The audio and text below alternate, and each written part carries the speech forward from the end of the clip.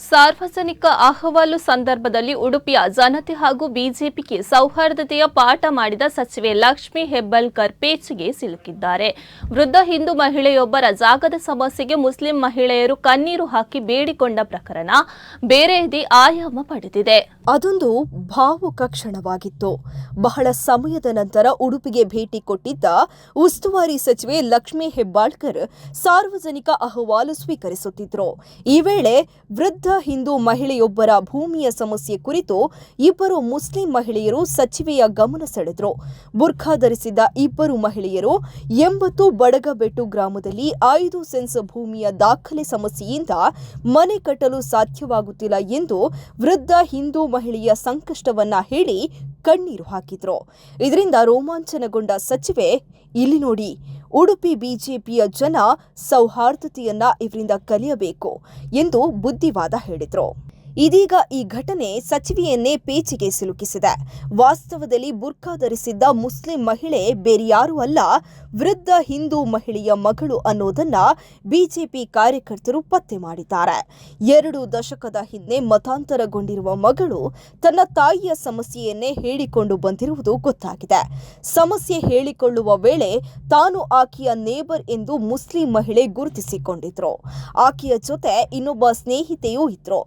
ವಿಷಯದ ಅರಿವಿಲ್ಲದೆ ಆತುರವಾಗಿ ವರ್ತಿಸಿರುವ ಸಚಿವೆ ಲಕ್ಷ್ಮೀ ಹೆಬ್ಬಾಳ್ಕರ್ ಇದೀಗ ಸಾಮಾಜಿಕ ಜಾಲತಾಣಗಳಲ್ಲಿ ತೀವ್ರ ಟೀಕೆ ಎದುರಿಸುತ್ತಿದ್ದಾರೆ.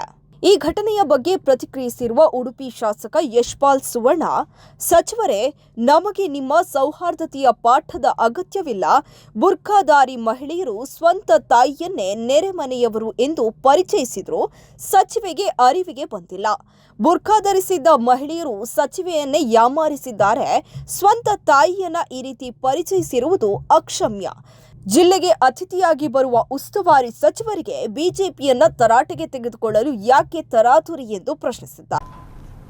ನಂತರದ ದಿನಗಳಲ್ಲಿ ಉಡುಪಿಗೆ ಆಗಮಿಸಿರುವಂಥ ಜಿಲ್ಲಾ ಉಸ್ತುವಾರಿ ಸಚಿವರು ಕೆಡಿಪಿ ಮೀಟಿಂಗನ್ನು ದಿನ ನಿಗದಿ ಮಾಡಿ ಬಂದಿದ್ದರು. ಬಹುಶಃ ಸಂದರ್ಭದಲ್ಲಿ ಅವರ ಮನೆಗೆ ಬಹಳಷ್ಟು ಜನ ಅಹವಾಲನ್ನು ಸ್ವೀಕಾರಕ್ಕೆ ಅವರು ಕರೆ ಕೊಟ್ಟಾಗ ಬಂದ ಸಂದರ್ಭದಲ್ಲಿ ಇಬ್ಬರು ಬುರ್ಖಾಧಾರಿಗಳು ಸಚಿವರನ್ನೇ ಅವರಿಗೆ ತಪ್ಪು ಮಾಹಿತಿಯನ್ನು ನೀಡುವ ಮೂಲಕ ಎಮರಿಸಿದ್ದು ನಮ್ಮೆಲ್ಲರ ಕಣ್ಣು ಮುಂದಿದೆ.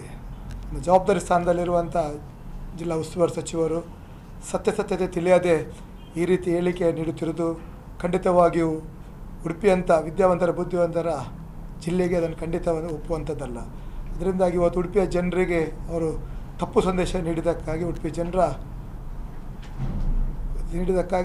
ಜನರಲ್ಲಿ ಅವರು ಕ್ಷಮೆಯನ್ನು ಯಾಚಿಸಬೇಕು ಅಂತ ಈ ಸಂದರ್ಭದಲ್ಲಿ ನಾನು ಆಗ್ರಹಿಸ್ತೇನೆ. ಅದೇ ರೀತಿ ಬೆಳಗಾವಿಯಿಂದ ಬಂದು ಇಲ್ಲಿ ಅವರ ಯಾವುದೇ ರೀತಿಯ ನಮಗೆ ಉಪದೇಶಗಳು ಅಗತ್ಯ ಇಲ್ಲ. ಉಡುಪಿ ಜಿಲ್ಲೆ ವಿದ್ಯಾವಂತರ ಬುದ್ಧಿವಂತರ ಜಿಲ್ಲೆ, ಈಗಾಗಲೇ ಒಂದು ಸಂಸ್ಕಾರ ಇರುವಂಥ ಒಂದು ಜಿಲ್ಲೆ. ನಮ್ಮ 5 ಶಾಸಕರು, ಅದೇ ರೀತಿ ಸಂಸದರು, ನಮ್ಮ ಪಕ್ಷದ ಪ್ರಮುಖರು ಯಾವತ್ತೂ ಕೂಡ ಸಿದ್ಧಾಂತ ವಿಚಾರವನ್ನು ರಾಜಿ ಮಾಡದೆ ತಮ್ಮ ಕೆಲಸಗಳನ್ನು ಮಾಡಿದ್ದವರು. ಬರುವಂಥ ಕಚೇರಿಗೆ ಬರುವಂಥ ಸಂದರ್ಭದಲ್ಲಿ ಯಾರೇ ಬಂದರೂ ಕೂಡ ಅವರಿಗೆ ಸರಿಯಾದ ಮಾರ್ಗದರ್ಶನ ಸಹಕಾರವನ್ನು ನೀಡ್ತಾ ಬಂದಿದೆ. ಯಾವುದೇ ರೀತಿಯಲ್ಲಿ ಜಾತಿ ಮತವನ್ನು ಕೇಳಿಕೊಂಡು ನಾವು ಕೆಲಸಗಳನ್ನು ಮಾಡಲಿಲ್ಲ. ಆದರೆ ಯಾವತ್ತೂ ಕೂಡ ರಾಷ್ಟ್ರೀಯ ಚಿಂತನೆಗೆ ವಿರೋಧ ಮಾಡುವವರು. ಈ ಪ್ರಕರಣ ತೀವ್ರ ಚರ್ಚೆಗೆ ಗ್ರಾಸವಾಗಿದೆ. ಗುರುತು ಮರೆಮಾಚಿ ಸಮಸ್ಯೆ ಹೇಳಿಕೊಂಡು ಬಂದ ಮಹಿಳೆಯರ ಬಗ್ಗೆ ಬಿಜೆಪಿ ಕಾರ್ಯಕರ್ತರು ಸಾಮಾಜಿಕ ಜಾಲತಾಣಗಳಲ್ಲಿ ಮುಗಿಬಿದ್ದು ಹರಿಹಾಯುತ್ತಿದ್ದಾರೆ. ಇನ್ನೊಂದೆಡೆ ಕರಾವಳಿ ಜನರಿಗೆ ಸೌಹಾರ್ದತೆಯ ಪಾಠ ಮಾಡಲು ಬಂದ ಸಚಿವೆ ಮುಜುಗರ ಎದುರಿಸುವಂತೆ ಆಗಿದೆ.